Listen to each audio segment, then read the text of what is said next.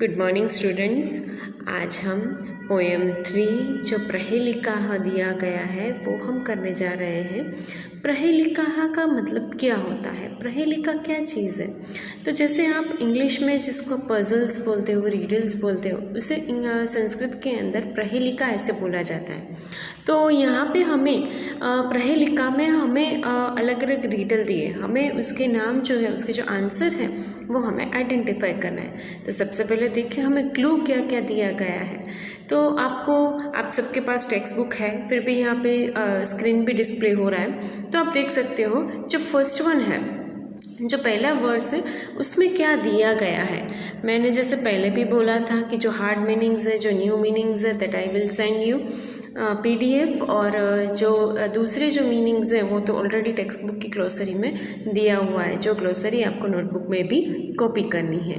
चलो तो अभी यहाँ पे ध्यान दें। जो सबसे पहला हमारा वर्स है वो है एक चक्षुर्न काकोयम बिलम इच्छन पन्नगः। यहाँ पे जो है वो यहाँ पे एक संधि भी आती है बीच में, तो ये भी एक ख्याल रखें यहाँ पे।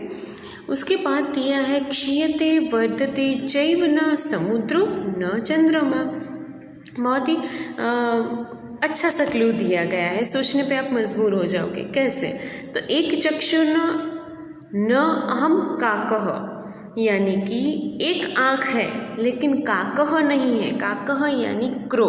उसका एक और सिमिलर वर्ड वायसः जो हमें फर्स्ट पोएम जो है उसमें देखा था, तो उसकी एक ही आँख है लेकिन वो कौवा नहीं है। दूसरा जो है वो क्या, बिलम इच्छन पन्नगः। यहाँ पे अगर हम संधि स्प्लिट करते हैं तो न पन्नगः, तो पन्नगः इट मीन्स स्नेक। तो यहाँ पे दिया गया है कि वो बिल में रहता है, जो दर है उसमें रहता है, लेकिन वो स्नेक नहीं है। क्षीयते वर्धते च एव न समुद्रः न चंद्रमाः, यानी कि वो बढ़ता भी है, कम भी होता है, इंक्रीज भी होता है, डिक्रीज भी होता है, लेकिन वो ना ही समुद्र यानी ओशियन भी नहीं है और चंद्रमा भी नहीं है यानी मून भी नहीं है। तो क्यों ऐसे बताया गया है? क्या कभी चंद्रमा बढ़ते हैं, क्या कभी समुद्र बढ़ता है? तो यहाँ पे आप सब जानते हो कि हिंदू कैलेंडर के हिसाब से हम देखते हैं तो 15 दिन जो है वो चंद्रमा की जो वो होती है वो बढ़ता है, फिर 15 दिन जो है उसके बाद जो है तो हम जानते हैं पूनम और अमावस्या हम ऐसे बोलते हैं। तो इसके लिए बताया है कि वो आगे भी बढ़ता है, फिर डिक्रीज भी होता है, लेकिन फिर भी वो चंद्रमा भी नहीं है, समुद्र भी नहीं है। हम सब जानते हैं कि आपको अगर पता हो तो टाइड ओशियंस में आती है, तो ये जो टाइड है उसका भी एक टाइमिंग फिक्स होता है। तो हम सब जानते हैं कि सुबह अगर हम जाते हैं ओशियन की विजिट लेने के लिए, तो वो जो सी है वो कहाँ तक उसका रेंज होता है, और आफ्टर यानी कि सनसेट के टाइम उसके बाद जो सी रेंज है वो थोड़ा थोड़ा कम होता जाता है। तो उस हिसाब से यानी कि ये सारी गतिविधियाँ एक दूसरे के साथ सब कनेक्टेड है, और ये सब नेचुरल है और यूनिवर्सल ये सारी चीज़ें हैं। तो बताया गया है कि वो आगे भी बढ़ रहा है, कम भी हो रहा है, लेकिन ना ही वो चंद्रमा है ना ही वो ओशियन है। तो फिर ये है क्या? एक ही आँख है लेकिन वो वायसः नहीं है, क्रो भी नहीं है, वो बिल में रहता है लेकिन वो स्नेक भी नहीं है, वो आगे बढ़ता भी है, कम भी हो जाता है, लेकिन वो ना ही चंद्रमा है ना ही समुद्र है। तो ये क्या चीज़ है? तो हम देखते हैं सबसे साथ में ट्रांसलेशन भी मैं आपको बताती जाऊँ। This has one eye but it's not a crow, in spite of wishing to go into a hole, it's not a snake. वो हॉल में रहता है लेकिन हॉल में जाता है, लेकिन वो स्नेक नहीं है। इट इंक्रीजेज एंड डिक्रीजेज, आगे भी बढ़ता है, कम भी होता है, बट इट्स नाइदर अ सी और ओशियन नॉर द मून। तो वो है क्या? आप सबने आंसर देख लिया होगा। वो आंसर जो है वो दिया गया है नीडल। अब आप सबको मैं बताऊं नीडल का पिक्चर, तो हम ये जो है पजल वो अच्छे से सॉल्व कर पाएंगे। सी आपको दिख रहा है नीडल, ठीक है।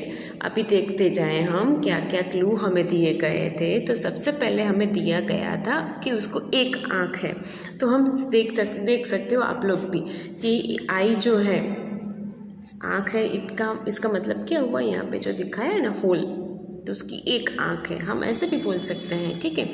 उसके बाद जो है सेकंड जो हमें दिखाया गया है, बताया है कि वो बिल में रहता है लेकिन वो स्नैक नहीं है। तो ये देखो, जैसे ये होल है, हम इसको होल भी बोल सकते हैं। तो सी, अभी हम नेक्स्ट वाला देखें तो in spite of wishing to go into a hole it's not a snake.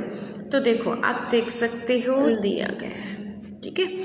तो होल है तो स्नैक नहीं है, लेकिन this kind of hole they are saying. उसके बाद देखा इट इंक्रीजेस डिक्रीजेस। तो अभी ये कैसे मैटर करता होगा, ये picture increases but it's neither the moon और नॉर द ओशियन। तो ये बात है कि भाई ये नीडल जो है, इसके लिए ये पूरा जो है रीडल दिया गया है। तो फर्स्ट रीडल जो है उसका आंसर दिया गया है अ नीडल, ठीक है।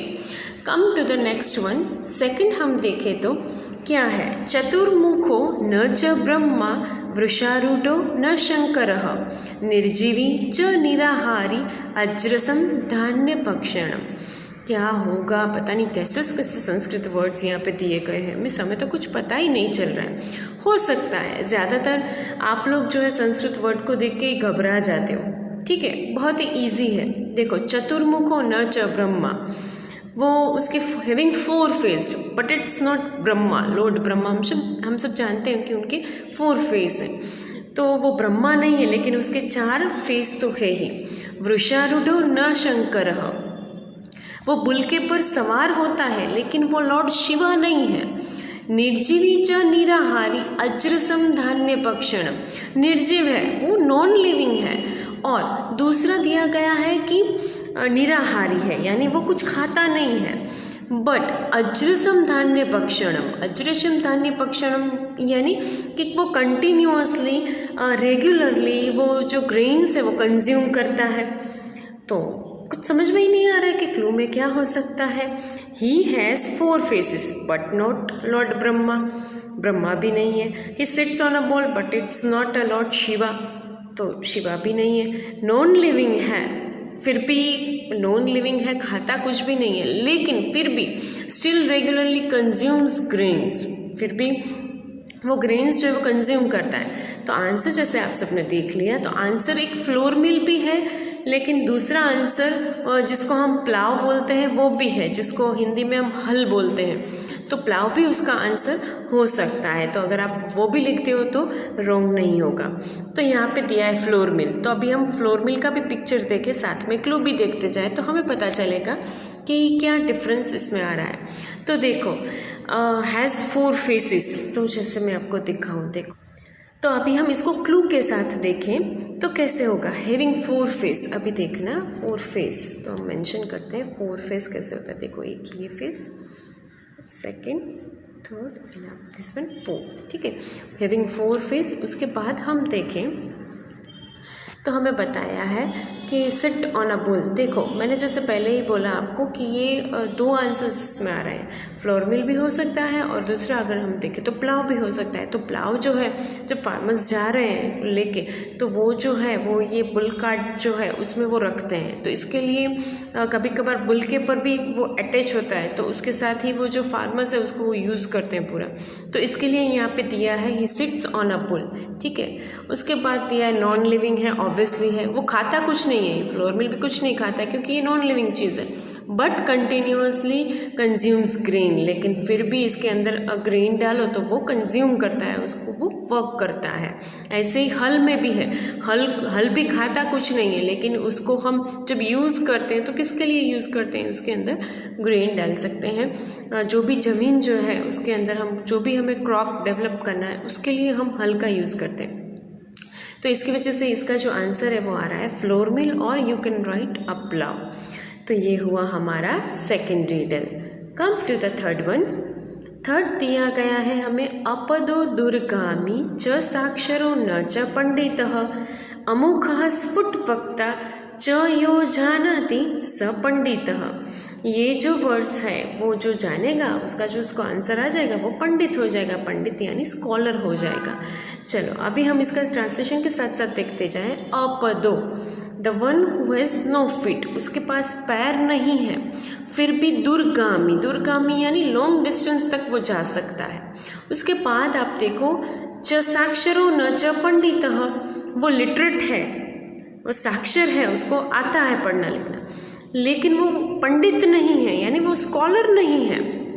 ठीक है, फिर इसमें दिखाया है अमुखः, अमुखः विदाउट माउथ, उसका माउथ नहीं है, फुट वक्ता फिर भी बहुत फ्रेंकली बोलता है। तो हम सोचते हैं कि ये उसका माउथ तो है ही नहीं, then how he speaks frankly, तो सोचने में मजबूर हो जाते हैं कि तो वो ऐसा क्या हो सकता है। जिसको ये आंसर आएगा whoever knows this is a scholar।